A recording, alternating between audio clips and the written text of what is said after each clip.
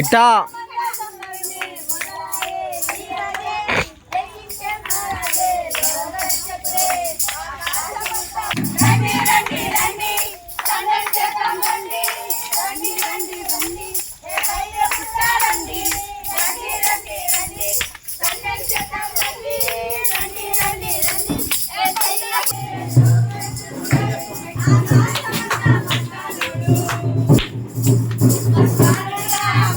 లోపలగా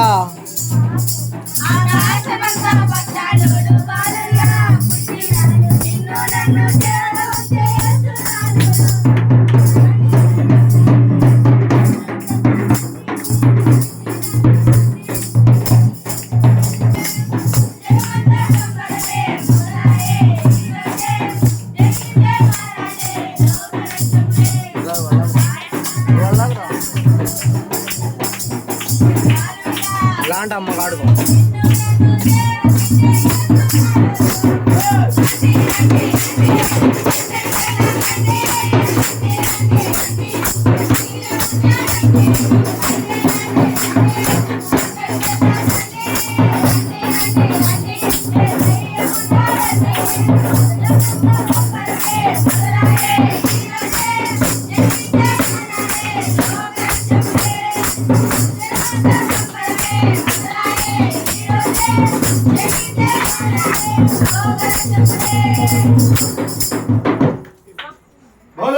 రాజుకే రాజుల రాజుకే లోక రక్షకుడికే మహిమ కలుగును గాక.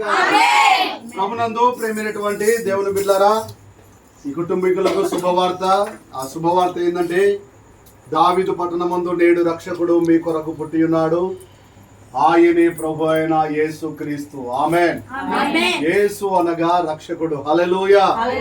యేసయ్య ఆ పరలోక వైభవాలన్నింటినీ విడిచిపెట్టి ఈ లోకానికి రావడానికి కారణం ఏంటంటే, మిమ్మల్ని అందరినీ రక్షించడానికే వచ్చాడు. ఆమేన్.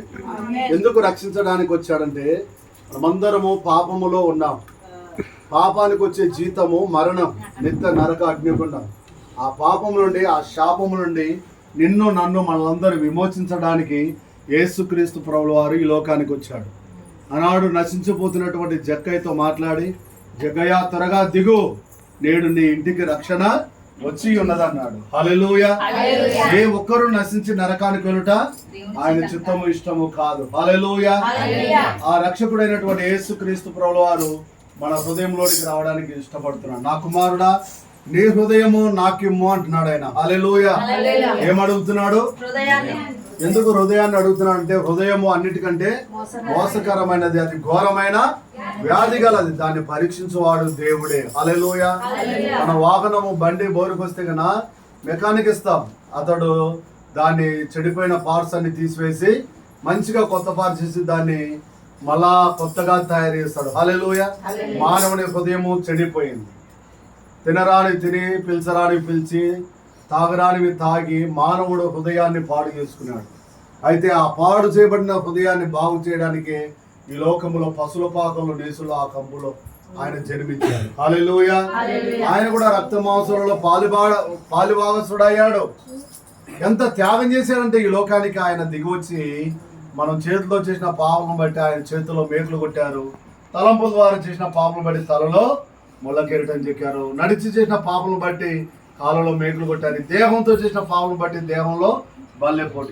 ఈ విధంగా నీ కొరకు, నా కొరకు, మనందరి కొరకు ప్రాణాలే త్యాగం చేశాడు. ఇంతగా ప్రేమించిన దేవుణ్ణి, ఇంతగా త్యాగం చేసిన దేవునికి నువ్వేం చేస్తున్నావు? నిజంగా ఆయనకి ఇష్టలుగా మీరు ఉన్నారా?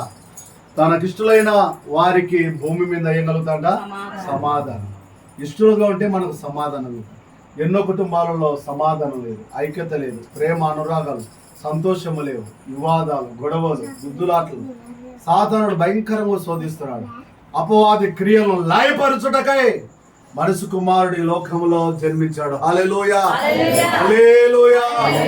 మరి మీకు నిత్యానందం, నిత్య సంతోషం, ఉత్సాహం కలగాలని, మరి సమాధానమైన బంధం చేత మీరందరూ స్థిరపరచబడాలని, దేవుని కృపలో దయలో మీరందరూ వర్ధిల్లాలని మనస్ఫూర్తిగా కోరుకుంటూ నా మాటలు ముగిస్తున్నాం. దేవుడి మాటలు దీవించును గాక. ప్రార్థన చేద్దాం. పరమ తండ్రి, వందనాలు, స్తోత్రాలు.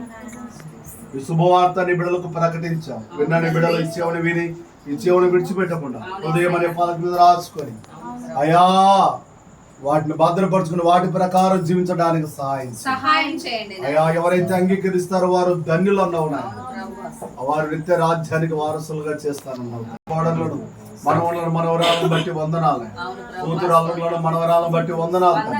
నిశ్చయముగా కుటుంబంలో మేలు కలుగునుగా, కీడు తొలగిపోనుగా, సమృద్ధి చేత నింపబడునుగా, దుఃఖానుటిరుపు తొలగిపోనుగా, హృదయవాంఛలు తీరిపోనుగా, ఇంటి వారందరూ రక్షణ పొందురుగా, నికిష్టులుగా జీవించుదురుగాక, సమాధాన హృదయం కలిగిందురుగాక, అద్భుతాలు జరుగునుగాక, ఆశ్చర్య కార్యాలు జరుగునుగాక. తండ్రి హృదయపూర్వకంగా మనపూర్వకంగా ఇంటికి శుభవార్తను చెప్పి ఇంటిని దీవిస్తున్నాము నాయన. ఇంటిని ఆటంకపరుస్తున్న, బలహీనపరుస్తున్న, శోధిస్తున్న ప్రతి చీకటి అంధకార దురాత్మ క్రియలన్నీ లైవ్ అయిపోవునుగా. అగ్ని రివైవల్ విడుదల చేతాను. ఈ సంఘములో నాటి మీరు అందరూ వర్ధిల్లుదురుగా. అతి కృపా ధన్యత బిడ్డలకు అనుగ్రహించి మహిమ పొందుకున్నాను. యేసు నామములో ఈ మనవులు నీకు సమర్పిస్తున్నాం తండ్రి. బోలో యేసు మహారాజుకే, రాజుల రాజుకే, లోక రక్షకునికే, స్వస్థపరచు దేవునికే మహిమ కలుగును గాక. అందరికి వందనాలండి. దేవుడు మిమ్మల్ని మీ కుటుంబాల వృద్ధి పొందించును గాక. God bless you. Praise the Lord. చూపించిన దాన్ని బట్టి నీకు వందనాలు.